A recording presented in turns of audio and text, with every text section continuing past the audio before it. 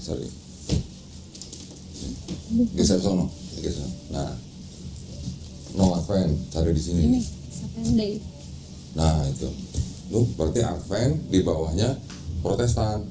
Ini Protestan nih, tuh Katolik, ini Ortodok. Protestan aja abad 16. Terus 13. Kamu menyebut aku guru dan Tuhan, yang ini Tuhan.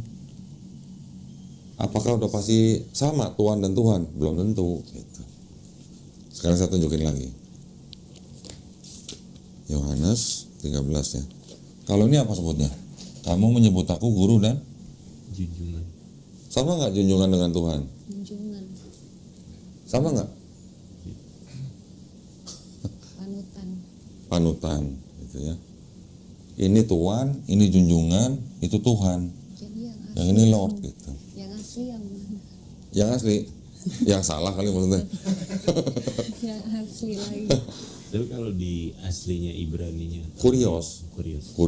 Nah, kurios itu memang bisa ditujukan untuk manusia, juga bisa ditujukan untuk Tuhan.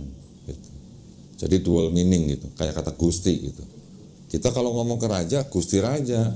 Tapi kalau kita menyebut Allah, Gusti Allah gitu. Nah, tapi kalau di Kristen, khususnya yang di terjemahan yang LAI, kata yang tadinya bisa berarti Tuhan, junjungan, itu dirubah langsung dengan kata Tuhan gitu. Itu yang membedakan. Nah, kalau tadi saya tanya, kata God diterjemahkan ke bahasa Indonesia harusnya apa? Tuhan, betul kan? Kata Lord itu harusnya diterjemahkan menjadi Tuhan. Tetapi yang terjadi di Bible-nya orang Kristen ini, kata God itu diterjemahkan menjadi Allah tulisannya, ALLAH. Kata Lord langsung diterjemahkan dengan kata Tuhan gitu. Itu karena apa? Karena ada muatan teologis dan juga ada misi penginjilan gitu. Ya, sekarang saya tunjukin lagi. Ada yang udah jadi Tuhan. Di sini coba buka Yohanes 4:19. Di sini tulisannya apa nih? Kata perempuan itu kepadanya, ya Tuhan, tentunya engkau adalah seorang nabi. Ya Tuhan. Ya. Coba di sini apa? Di sini beda. Baca.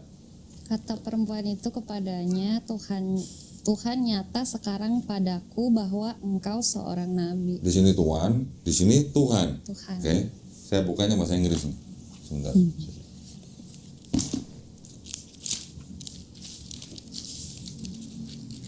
Ini bahasa Inggris bilangnya apa nih?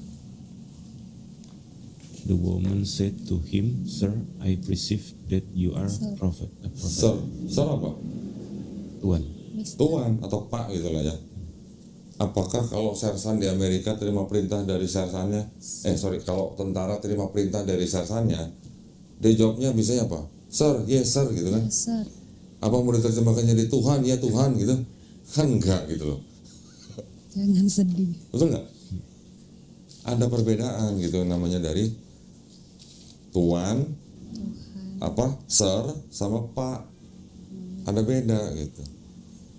Ya tapi memang di dalam Bible-nya yang lain itu setiap kata kurios yang ditujukan kepada Yesus langsung diterjemahkan menjadi Tuhan gitu. Oke, sekarang buka yang ini, Billy, buka ini. Tadi kan di situ Tuhan. Coba buka Yohanes 4:19. Ini TB1, ini TB2 nih.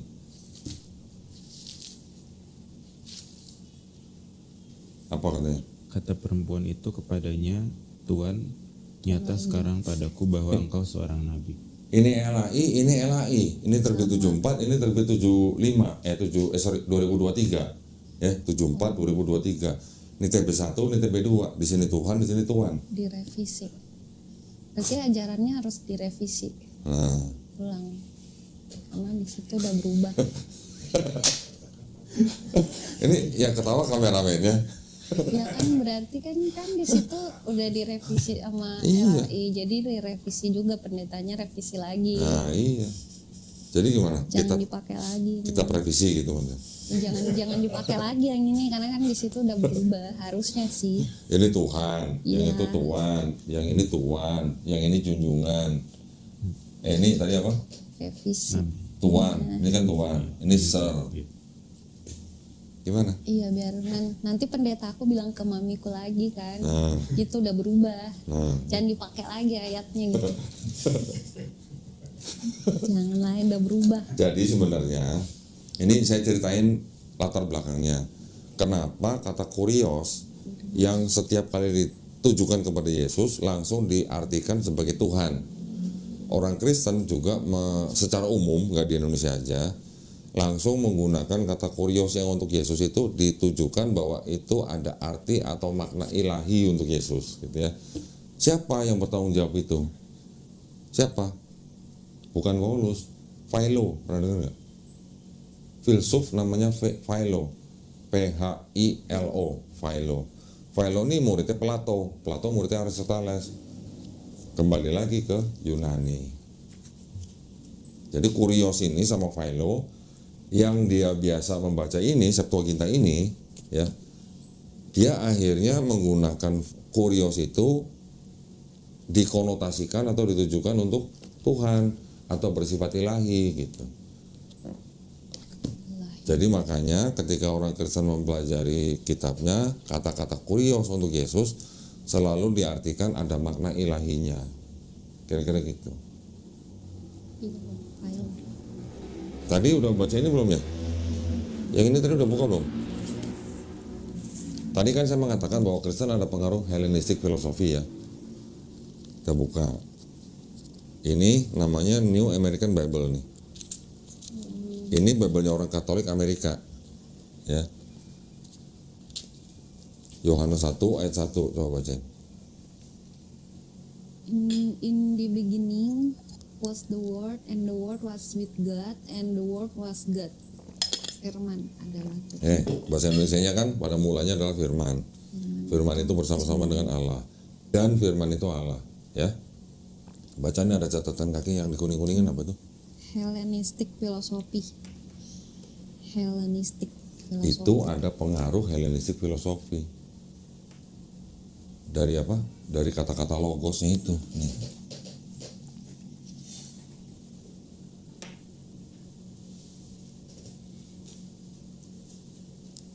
Hellenistic filosofi itu kan akhirnya turun melalui yang tadi Aristoteles, Plato, Philo ya. Jadi ajarannya Plato itu disebut dengan Platonisme gitu. Pernah dengar Platonisme? Ajaran-ajaran beberapa ratus tahun sebelum ada Yesus. Itu sudah ada ajaran-ajaran namanya Platonisme yang juga mungkin bermuara kepada Hellenistic filosofi itu gitu. Ini diakuin sama Bapak Gereja nih.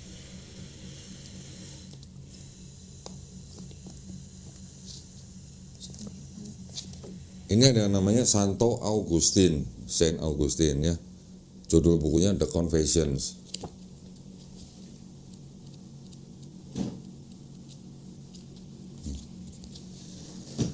Ini dibaca nih. Di sini ada buku-buku Platonisme yang diterjemahkan ke dalam bahasa Latin dan dengan tidak mengurangi maksudnya, kata-kata in the beginning was the Word and the Word was with God and the Word was God. Berarti otomatis terpengaruh oleh ajaran Platonisme. Gitu. Assalamualaikum. Gimana?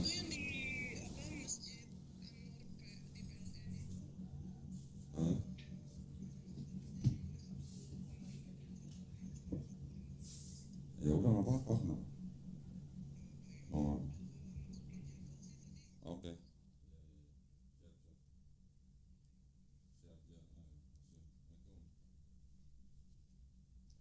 Ya.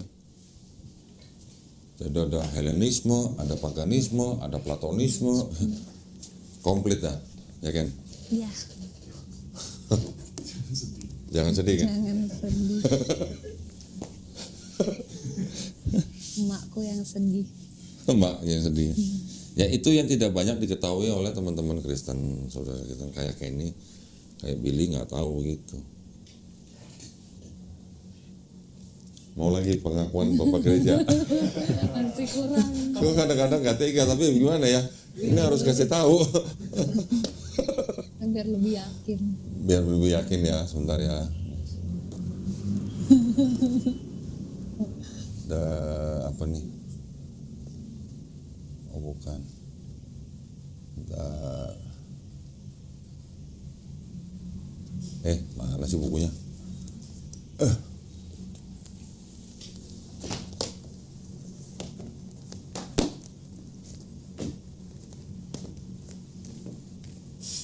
Nah ini, Justin Martyr pernah dengar? Martir. Ini juga bapak gereja kan? Nah. Jangan kaget ya kayaknya. Jangan kaget lah. Sedih. Ini dibaca nih. And when we say apa? And we say also the word who is the first birth of God was produced without sexual union, that he, Jesus Christ, our teacher, was crucified and died and rose again and ascended into heaven. We found nothing different from what you believe regarding those whom you esteem sons of Jupiter. Tahu maksudnya? Terjemahin kan? Asik. Terjemahin kan? Yes. Apa? Kok diem aja? Nggak tahu bahasa Inggris. Kirain mau menerjemahin gimana sih? Apa katanya? Anak Jupiter. Ih, tuh kan udah dibilang jangan kaget. Anak Jupiter. Jupiter siapa? Dewa. Dewa. Di mana? Di Romawi. Kalau Yunani dewa Zeus, kalau di Romawi dewa Jupiter. Oke. Sekarang ada yang lucu nih ya. Saya tadi kan ngomong dari tadi bahwa Kristen ada pengaruh paganisme Romawi dan Helenisme Yunani kan. Kalau di Yunani itu dewa Zeus, kalau di Romawi dewa Jupiter. Oke. Buka di yang di situ Kisah Para Rasul 14:12.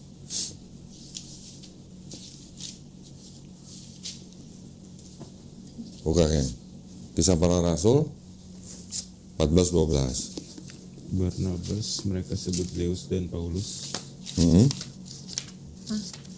Mereka sebut Hermes karena dialah yang berbicara. Jadi apa? Coba bacanya coba. Disebut Zeus. Barnabas mereka sebut Zeus dan Paulus mereka sebut Hermes karena dialah yang berbicara. Oke. Coba kan baca kan yang kencang dikit. Barnabas mereka sebut Zeus dan Paulus mereka sebut Hermes karena ia yang berbicara. Oke, di situ itu kan kejadiannya Paulus menyembuhkan orang yang lumpuh dari lahir, yang nggak pernah berjalan, disembuhkan sama Paulus. Orang-orang yang melihat menyebut Barnabas sebagai Hermes, Barnabas sebagai Zeus, Paulus sebagai Hermes. Hermes itu adalah anaknya dewa Zeus gitu kalau di mitologi Yunani kan. Sekarang kalau ini bacanya apa? Ini yang guys bawain. And they call Barnabas Jupiter and Paul Mercury because he was the chief speaker. Kok jadi Jupiter? Jupiter lagi. Kalau di situ apa? Sini Zeus. Zeus. Kok di sini Jupiter? Jupiter sama Mercury. Yus, Hermes. Jadi yang salah Jupiter apa Zeus? Siapa yang salah? Bengong, bukan aja bengong. Biasa aja dong Ken. Jangan gitu dong mukanya. Siapa yang ini? Ini kitab. Ya, ini juga Bible. Tapi di sini Jupiter, di sini Zeus. Nah, tanya yang salah yang mana gitu. Yang ngartiin. Hah? Yang ngartiin lagi yang salah. Baca sendiri. Di sini Tapi Jupiter beda. atau Zeus? They called Barnabas Jupiter and Paul Mercury. Ternyata aku salah selama ini. Ternyata aku Kristen yang salah. Betul? Tadi yang di situ kan Barnabas disebut Zeus, Paulus disebut Hermes. Di sini Barnabas disebut sebagai apa? Jupiter. Paulus sebagai apa? Mercury. Mercury. Jupiter di Romawi, Zeus di Yunani. Kok bisa beda? Ini yang tadi buat terjemahin nih. Tapi ini berarti Ya. tergantung tempatnya ini. Gimana Bisa dia? jadi mungkin. Ini yang tadi nih yang Justin Martyr saya terjemahin ya. And when we say also that the word. Jadi ketika kita berbicara mengenai firman, who is the firstborn of God, yaitu yang anak sulung Tuhan, was produced without sexual union, yang dilahirkan tanpa hubungan badan, and that he, dan bahwa dia, Jesus Christ, Yesus Kristus, our teacher, guru kita, was crucified and died, telah disalib dan mati, and rose again, dan bangkit kembali, and ascended into heaven, dan diangkat ke langit. We propound nothing different from what you believe regarding those whom you esteem sons of Jupiter.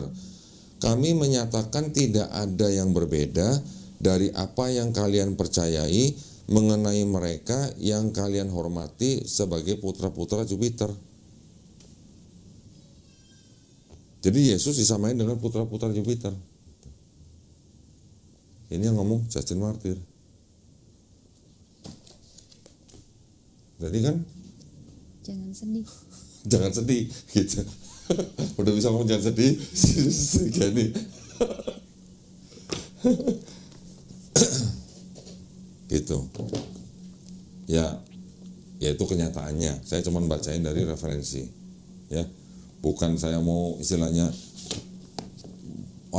mau ngutak-ngutik kepercayaan orang lain, tidak. Di sini sifatnya semuanya ada dokumennya. Semua saya beli nih untuk apa? Untuk bisa membuktikan hal-hal seperti ini. Perbedaan-perbedaannya apa aja, sumbernya dari mana gitu. Bukan saya mau ngutak-ngutik iman orang gitu. Ya. Jangan sedih. Kamu harus nyari yang benar. Loh ya, sekarang kan kita gini, kalau kita sedang mencari kebenaran, kan kita harus berdasarkan literasi, jangan cuma katanya gitu loh. Kebanyakan yang kita alami dari kecil itu kan katanya. Yang dikhotbahkan pendeta di depan mimbar aja belum tentu sama yang di sini. Gitu. Bisa juga dia menggunakan pemikiran agamanya gitu. Yang tadi dibaca ada bagian ini pasti tidak asli, kan ditulis. Awalnya adalah sebuah catatan di pinggir halaman gitu. Mereka kalau menuliskan 2 kolom nih, ada yang di pinggir halaman, ada yang di tengah halaman, itu karena suka ada catatannya. Nah yang tadi kasus itu 1 Yohanes 5 ayat 7, catatan di pinggir halaman disisipkan menjadi ayat. Artinya apa? Diangkat derajatnya jadi ayat. Yang tadi pemikiran agama dijadikan agama gitu. Jadi kalau sudah begitu, berarti kan di dalam sini ini kan tidak murni atau apa ya? Tidak murni yang disebut agama, tapi ada pemikiran agama yang dimasukkan ke dalam sini. Dan itu tadi bukan cuma 1 loh, banyak loh. Tadi saya kasih contoh tuh karena saya anggap itu sebagai bukti teks bahwa di dalam kitab Kristen ada ajaran Trinitas. Ternyata cuma 2. Yang satu Matius 28:19 yang tadi bilang pergilah ke seluruh karena itu pergilah, jadikanlah semua bangsa muridku, baptislah mereka dalam nama. Ada 3 nama yang disebut nih, Bapa, Firman, dan Roh Kudus. Tapi tidak dibilang 1, gitu kan? Itu pun ayat sisipan di abad kedua. Yang kedua, 1 Yohanes 5 ayat 7 disebut nih, ada Bapa, ada Firman, ada Roh Kudus, dan ketiganya 1. Nah itu kan yang disebut sebagai ajaran Trinitas gitu. Ternyata ini juga ayat pasti tidak asli. Jadi kalau ada 2 ayat yang mengajarkan konsep Trinitas, yang dianggap mengajarkan konsep Trinitas, ternyata tidak asli, nah bagaimana? Gitu. Bagaimana? Jangan sedih.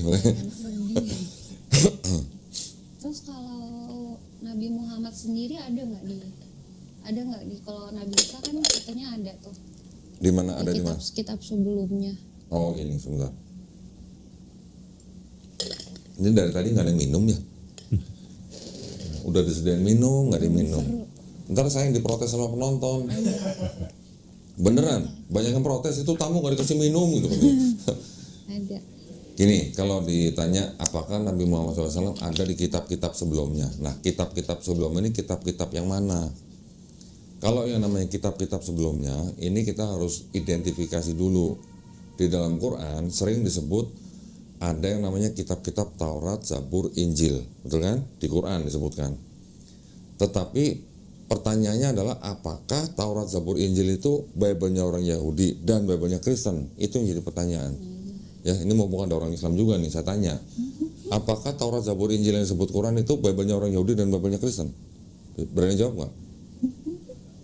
Nggak tahu. Oke, nggak apa-apa. Mendingan bilang nggak tahu. Kalau orang Islam nggak haram bilang nggak tahu ya. Kalau pernyataan saya, Taurat, Zabur, Injil yang disebut dalam Quran itu adalah wahyu-wahyu yang diturunkan Allah Subhanahu wa taala kepada Nabi dan Rasulnya untuk Bani Israel pada zaman itu. Setuju apa enggak? Setuju. Oke. Pertanyaannya, apakah Bible-nya Yahudi ini yang nulis Nabi Musa dan Nabi Daud? Apakah Bible-nya orang Kristen itu yang nulis Yesus? Berani jawab? Nggak tahu juga. Saya udah jelasin, saya udah pelajarin bahwa yang disebut dengan 5 kitab Musa ya atau Pentateuch, yang Kejadian, Keluaran, Imamat, Bilangan, Ulangan, ini ternyata menurut orang-orang Kristen sendiri ya itu bukan tulisan Musa. Tulisan siapa? Tulisan orang-orang Israel yang sedang dalam pembuangan Babel di Babilonia di abad ke-6, ketika orang-orang Israel dikuasai oleh, sebelumnya kan Israel Utara dikuasai Assyria, kemudian datanglah Babilonia, dikuasai oleh Babilonia. Ketika dikuasai oleh Babilonia, orang-orang Israel ini dibuang ke Babilonia. Nah, ketika di Babilonia inilah orang-orang Israel itu menulis ini, gitu. Ya, yang nulis juga ternyata beberapa sekolah, namanya mazhab lah gitu kalau di Islam ya. Islam pasti tahu mazhab, sekolah-sekolah lah. Sekolah apa?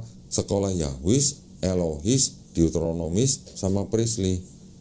Yang mana ada 4 mazhab yang masuk ke dalam 5 kitab Musa tadi. 4 sumber cerita masuk ke dalam Pentateuch atau Torah gitu. Maka itu di dalam Kejadian, Keluaran, Imamat, Bilangan banyak kontradiksi. Banyak kontradiksi karena sumbernya 4 gitu. Yang masuk ke dalam 5 kitab ini gitu. Terus kemudian apakah kitab Mazmur yang di sini atau Zabur apakah tulisannya Nabi Daud? Ternyata bukan juga. Yang ngomong siapa? Ahli-ahli Bible juga yang ngomong bahwa itu ternyata yang nulis lebih dari 1 orang gitu. Sekarang yang itu, yang 4 gospel. Tadi kita udah bahas kan? Matius, Markus, Lukas, Yohanes udah jelas-jelas bukan orang yang nulis itu, bukan orang yang pernah ngopi bareng Yesus gitu. Jadi bukan murid-murid Yesus. Jadi bisa disimpulkan bahwa Taurat, Zabur, Injil yang disebut dalam Quran itu bukan Bible-nya Yahudi dan bukan Bible-nya orang Kristen. Lalu yang mana? Nah, kalau ditanya lalu yang mana? Tadi kan saya bilang Taurat, Zabur, Injil itu wahyu-wahyu yang diturunkan Allah SWT kepada Nabi dan Rasulnya untuk Bani Israel pada zaman itu. Wahyu bentuknya gimana? Bentuknya gimana? Bisa lihat nggak? Nggak bisa. Jadi yang namanya wahyu itu adalah pesan atau pengetahuan yang diterima langsung oleh nabinya ke dalam kolbunya. Betul? Setuju ya?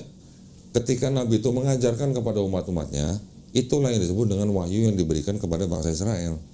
Jadi ketika nabinya udah nggak ada, wahyunya kemana? Yang ngikut sama nabinya gitu. Ada nggak kitabnya?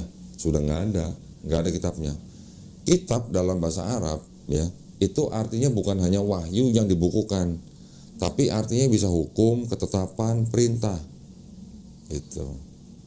Jadi kalau dikatakan Nabi Muhammad SAW namanya sudah tertulis di dalam Taurat dan Injil, Taurat dan Injil yang mana? Apakah yang ini dan yang itu? Bukan.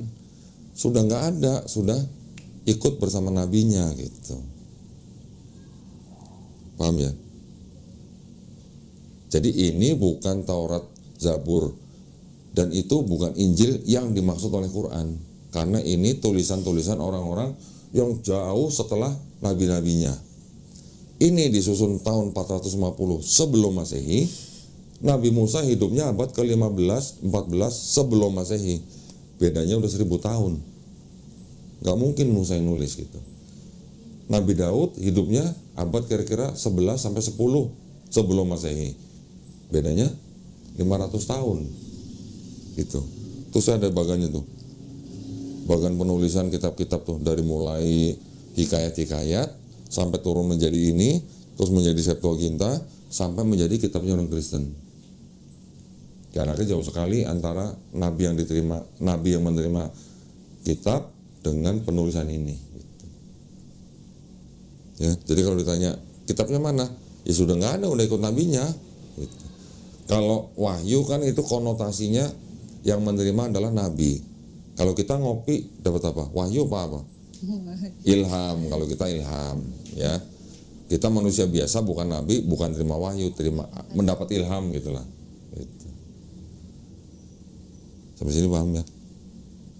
Ada lagi? Nah, penulisan.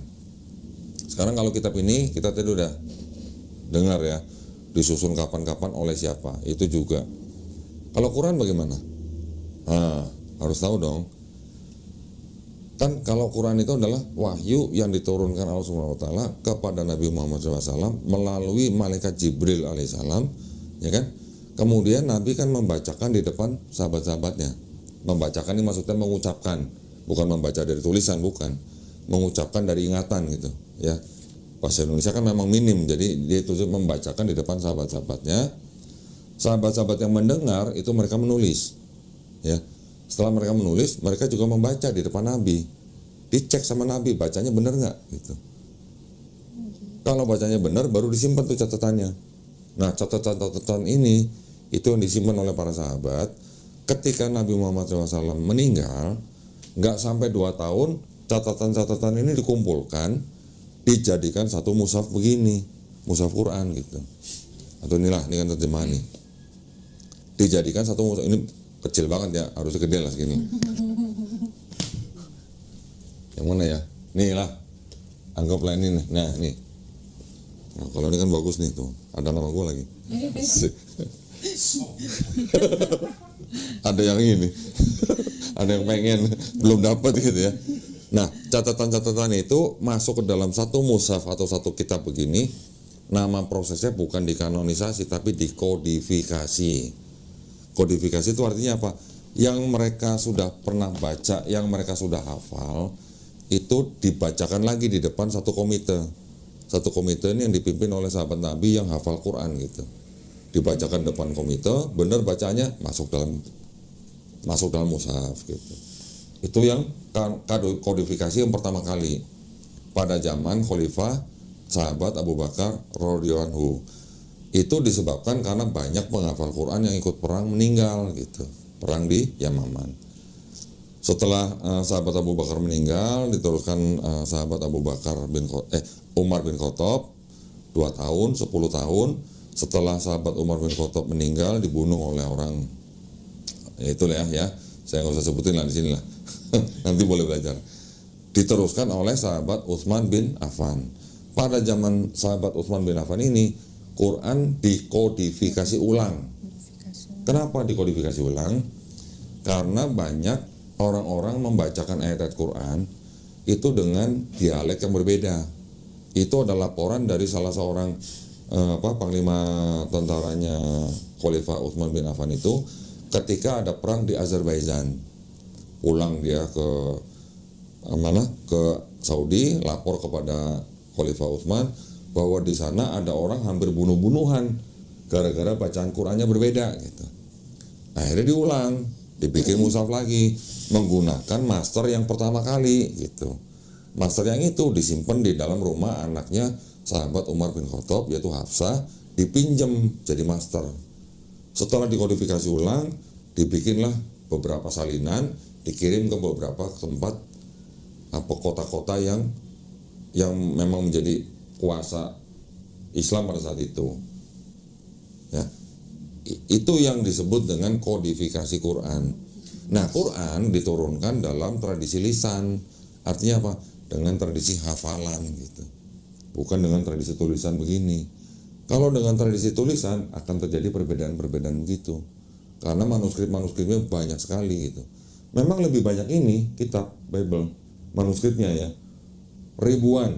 Bahkan kalau untuk yang 4 gospel aja di atas 5.000 naskahnya. Tapi dari di atas 5.000 itu tidak ada 2 yang identik. Nah, kalau ditotalkan yang perjanjian baru bisa sampai 24.000. Tapi juga dari 24.000 itu tidak ada 2 yang identik. Gitu. Kalau Quran bagaimana? Quran ketika pada kodifikasi yang kedua pada zaman Khalifah Utsman bin Affan itu, setelah menjadi master yang final, Quran-Quran lain yang mushaf-mushaf lain yang bacanya beda-beda itu dibakar. Dibakarnya karena bacaannya berbeda pada saat itu di depan Utsman gitu. Jadi supaya bacaannya sama, distandarisasi dengan bacaan yaitu bahasa Arab dialek Quraisy gitu. Ya, yang lain dibakar. Tetapi kan mungkin udah ada sebelumnya orang mencatat, sudah pindah tempat dan segala macam. Jadi sekarang di seluruh dunia kita mengenal ada beberapa versi Quran, tetapi versinya bukan versi beda jumlah surat, bukan beda jumlah nomor ayat. Kalau nomor ayat itu hanya masalah sistem penomoran ayatnya aja. Ada Quran yang kalimat basmalah diberi nomor, ada yang tidak gitu ya. Tetapi jumlah ayatnya sama, jumlah suratnya sama. Bukan seperti yang ini 73, yang tadi itu 66, yang itu 78, 81, nggak begitu. Quran semuanya sama jumlah suratnya. 114 surat, sistem penomoran ayatnya aja mungkin berbeda sedikit, tapi jumlahnya itu sama. Perbedaannya apa? Perbedaannya hanya seperti ini. Contoh hanya di masalah pengucapan. Misalnya di Indonesia, kalau kita baca Malik Yaumidin, betul kan? Kalau di Maroko bacanya gimana? Malik Yaumidin, cepet ya, nggak dipanjangin gitu. Perbedaannya apa? Perbedaan dialek gitu lah. Dialek itu contohnya misalnya seperti itu, Erik kan katanya orang Sunda tuh. Katanya orang Sunda tuh nggak bisa ngomong F ya, Erik. Tuh pakai P lagi ngomongnya. Ya, jadi seperti itu. Lidah orang kan beda-beda. Orang Jepang juga tidak bisa mengucapkan huruf tertentu gitu lah. Nanti orang Australia ngomong Friday hari Jumat ngomongnya gimana? Friday gitu. Karena memang dialek orang, lidah bangsa-bangsa berbeda. Nah, kalau di Quran kurang lebih seperti itu, ya. Dan Quran ini Allah sendiri yang berfirman bahwa kami yang menurunkan Quran, kami pula yang menjaganya. Menjaganya dari mana? Nah, kami itu artinya Allah Subhanahu wa taala disebut dengan kami itu untuk menunjukkan keagungan. Ya. Contoh misalnya, kalau Ratu Inggris ngomong, kami akan membuat program baru, gitu. Ratu Inggrisnya satu atau banyak? Tetap satu, tapi di belakang dia kan ada pembantu-pembantunya. Makanya dia bilang pakai kami, gitu. Presiden misalnya ngomong di depan DPR, kami akan memperbaiki sistem pemerintahan kami, gitu. Presidennya banyak apa satu? Satu. Menterinya banyak, gitu. Makanya dia pakai kami. Begitu juga kalau di sini disebut kami, artinya Allah Subhanahu wa taala melibatkan gitu, ya, pembantu-pembantunya, malaikat-malaikatnya gitu. Jadi kalau Allah Subhanahu wa taala mengatakan bahwa kami yang menurunkan, kami pula yang menjaganya, yang menjaga siapa? Penghafal-penghafal Quran. Udah jutaan sekarang yang ngafalin Quran. Jadi kalau semua kitab yang berbentuk fisik begini, ya, atau berbentuk soft copy program misalnya, di seluruh bumi dihancurin, dimusnahin, bakal ada lagi nggak? Sebentar, panggil aja penghafal Quran, suruh bacain 2 hari juga jadi, gitu.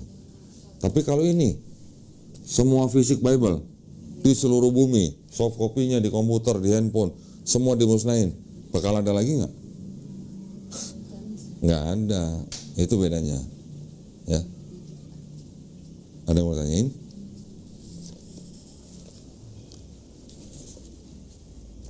Silakan, biar nggak ada keraguan-raguan. 3 jam. Udah berapa jam? Mau 3 jam. No. Baru 3 jam. Penasaran awal belajarnya tuh gimana? Don kayak sampai sekarang ibaratnya sampai Saya. Ya, gimana ya?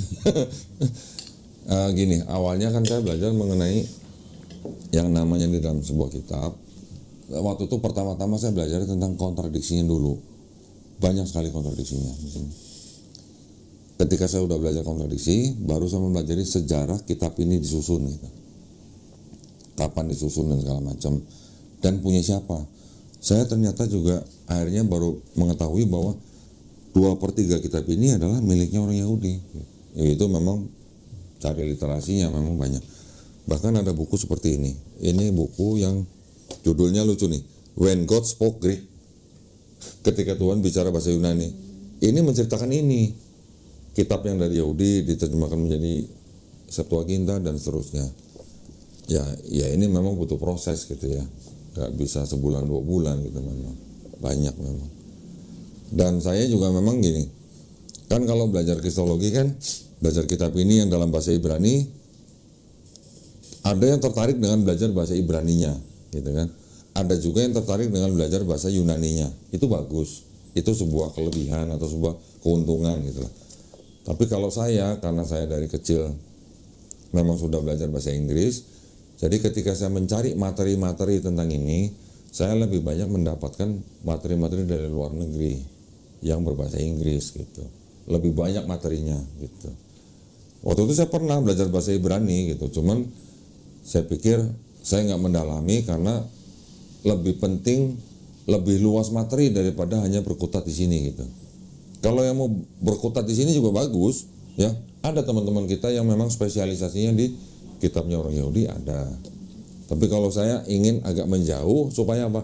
Supaya saya bisa lebih mengetahui global konteksnya gitu loh. Itu yang saya berbeda mungkin dari teman-teman apologet Islam yang lain gitu. Karena begini, kita sering mendengar pendeta bilang bahwa Yesus sudah dinubuatkan di perjanjian lama, betul? Ternyata di sini sama sekali nggak ada. Dan saya bisa bantah semuanya. Berdasarkan apa? Berdasarkan materi-materi yang saya cari dalam bahasa Inggris. Itu. Contoh tadi Yesaya 7:14, jawabannya dari Yesaya 8:3. Nanti ada lagi Yesaya 9 ayat 6, jawabannya dari mana? Mika 5 ayat 2, jawabannya apa? Yeremia 31, jawabannya apa? Misalnya Mazmur 22, jawabannya apa? Semua itu sudah saya pelajari. Jadi saya ingin supaya kita melihat sesuatu secara fair gitu ya. Kitabnya orang Yahudi, yang menulis orang Yahudi, yang berhak menafsirkan siapa? Ya orang Yahudi kan. Tetapi ini perspektifnya Yahudi diperkosa oleh Kristen menjadi ini perspektifnya gitu maksudnya. Kemudian dari sini baru menjadi itu. Jadi itu adalah hasil pemerkosaan perspektifnya orang Kristen terhadap perspektifnya orang Yahudi. Perspektif teologi maksud saya, ya itu diperkosa sehingga menjadi itu. Makanya Yahudi nggak terima. Iya, tapi yang nulis ini siapa? Yang nulis ini Yahudi, bukan Kristen. Kalau yang nulis ini Kristen, kita serahkan kepada Kristen. Itu adalah teologinya Kristen. Tetapi ketika ini yang nulis Yahudi, ya kita harus menghormati dong. Mereka punya otoritas sendiri gitu loh. Walaupun jumlahnya sedikit, karena terdiaspora dan dipersekusi, tapi masih ada. Yang punya otoritas untuk menafsirkan ini ya orang-orang Yahudi. Beda. Nah kalau orang Kristen kan menafsirkan bahwa Yesus sudah dinubuatkan di perjanjian lama. Tetapi menurut orang-orang Yahudi tidak ada satupun nubuat untuk Yesus di sini. Nah satu lagi perbedaannya gini. Di dalam sini kitabnya orang Yahudi itu mengenal yang namanya konsep Mesias. Pasti tahu dong. Mesias tahu kan artinya kan? Orang Yahudi memahami bahwa Mesias yang akan datang itu adalah rajanya bangsa Israel, betul kan? Dia harus keturunan Daud melalui anaknya Salomo, betul kan? Nanti dia akan datang setelah di bumi tidak ada perang. Dan Mesias itu nanti akan datang ketika semua manusia di bumi sudah mengenal Hashem, sudah mengenal Tuhan maksudnya. Dan menurut orang Yahudi, Mesias yang akan datang itu bukan orang yang datang menyelesaikan misi, terus pergi, terus datang lagi gitu, bukan begitu. Datang sekali aja. Nah, sekarang kita bandingkan dengan Yesus yang di dalam perspektifnya Kristen. Orang Kristen bilang Yesus anaknya Daud dari Sulaiman karena bapaknya Yusuf, kan? Tapi kan Yesus sebenarnya kan bukan anak kandung. Ini kan, ya kan?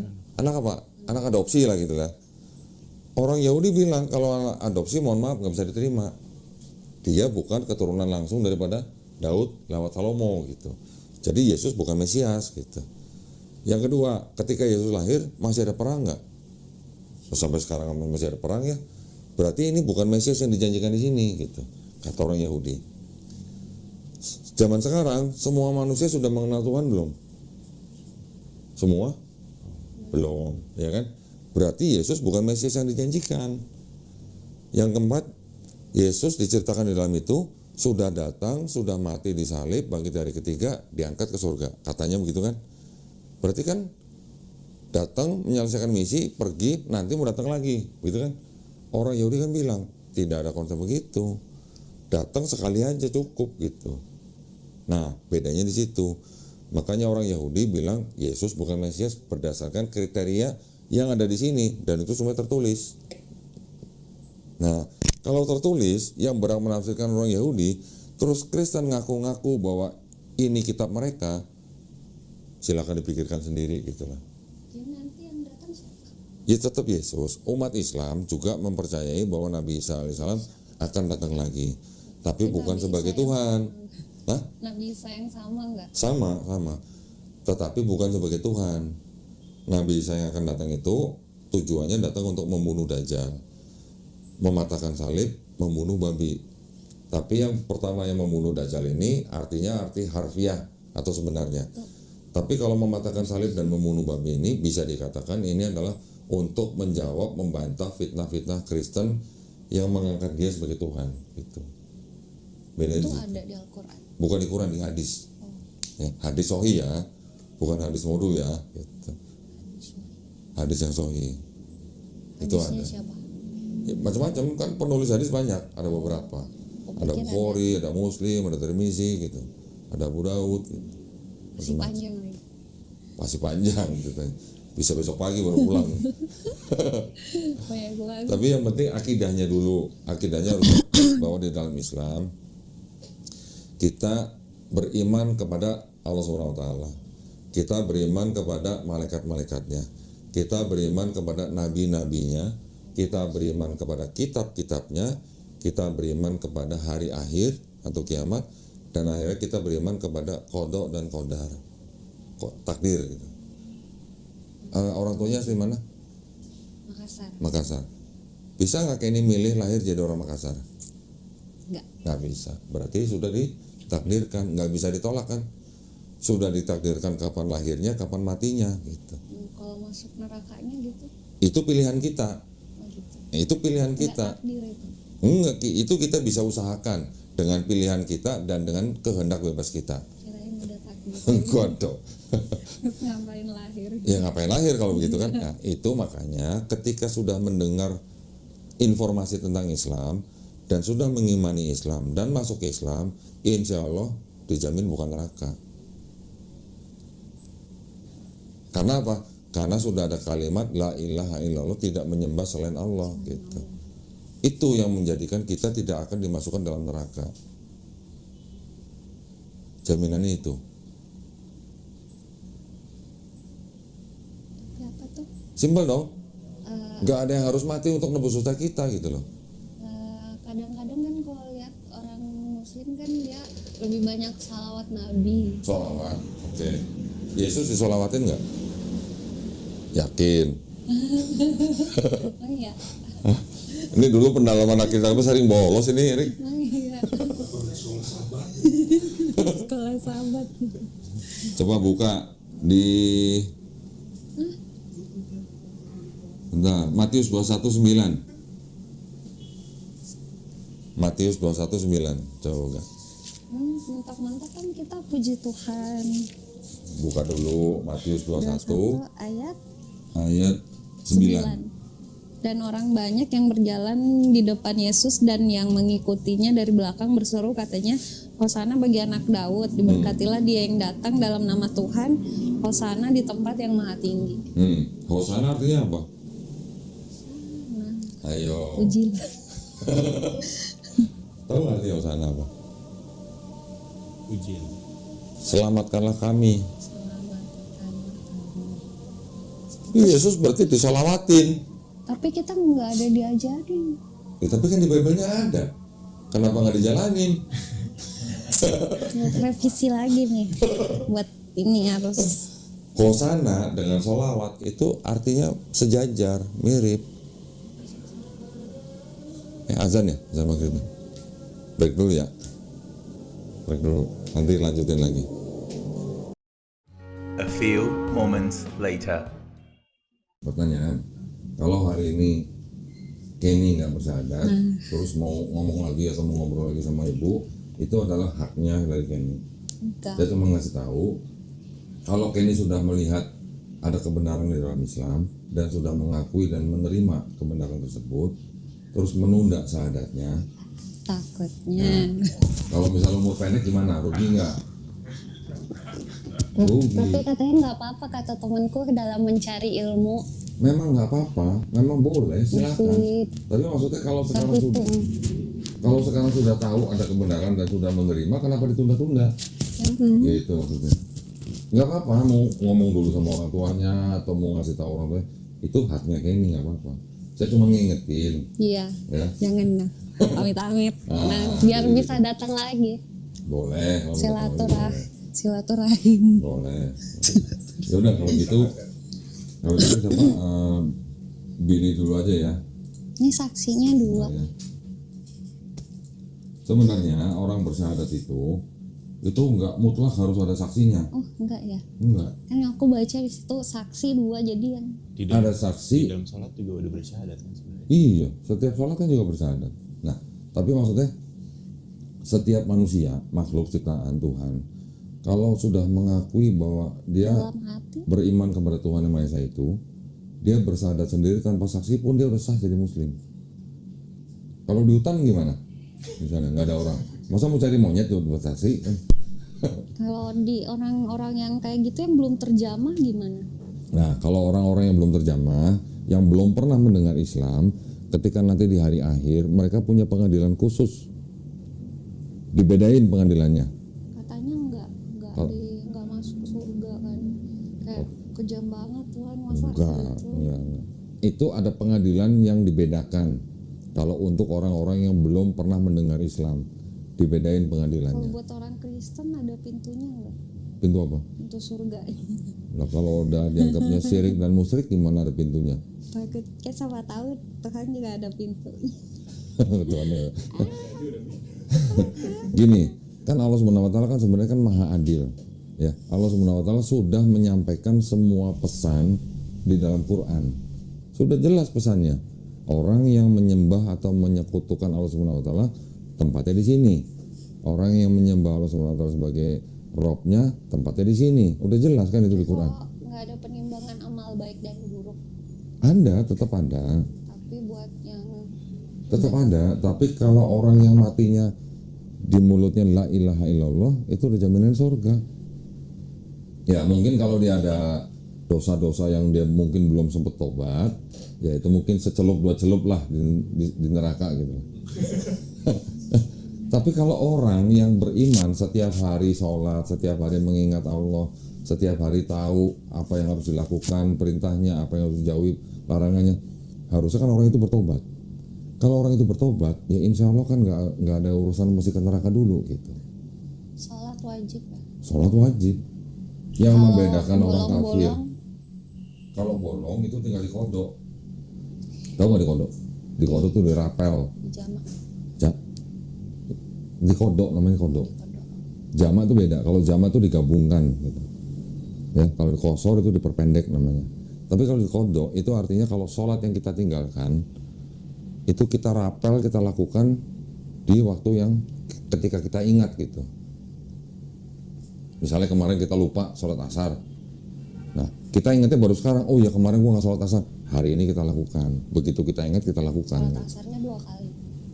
Ya sholat fardu untuk hari ini asar. Misalnya kita ingatnya setelah isya gitu. Ya udah lakukan ketika kita ingat gitu aja. Kalau inget terus nggak dilakuin, Nah itu yang udah dosa. oke, Udah ingat nggak dilakuin ya kan itu. udah lewat waktunya. Sekarang ingat, ya sudah lakukan gitu. Tinggal dilakukan aja. Gampang aja, Jadi Islam itu bukan yang mempersulit sebenarnya. jangan sedih. Di dalam Islam ada kewajiban yang harus dilakukan. Tetapi kalau ada halangan-halangan atau uzur namanya, ya itu tinggal dicari solusinya. Ada solusinya semua. Ketika orang safar misalnya, dikasih kemudahan oleh Allah Subhanahu wa taala, sholatnya bisa dijamak, kosor lagi. Sudah bisa digabungkan, diperpendek lagi. Gitu. Tenang aja, jangan sedih. Jangan sedih. Oh sama ini katanya, Apa lagi? pembunuhan pertama tuh katanya karena good looking. Pembunuhan pertama, Kain dan Habel tuh karena katanya si Kain cemburu karena Habel nggak good looking. kata siapa? Ini Baca di mana? tetangganya, Baca di mana? Kan karena dia dipasangin sama yang cewek cantik. saudaranya kan dipasangin sama kembarannya yang cantik, tante cantik, sedangkan yang Kain, dipasangin sama Kabil. jadi yang cantik sama yang jelek sama yang cantik kata di situ. Yang jelas manusia bisa sampai melakukan dosa itu pasti karena ada godaan syaitan. Itu aja sebenarnya. Jadi yang membuat kita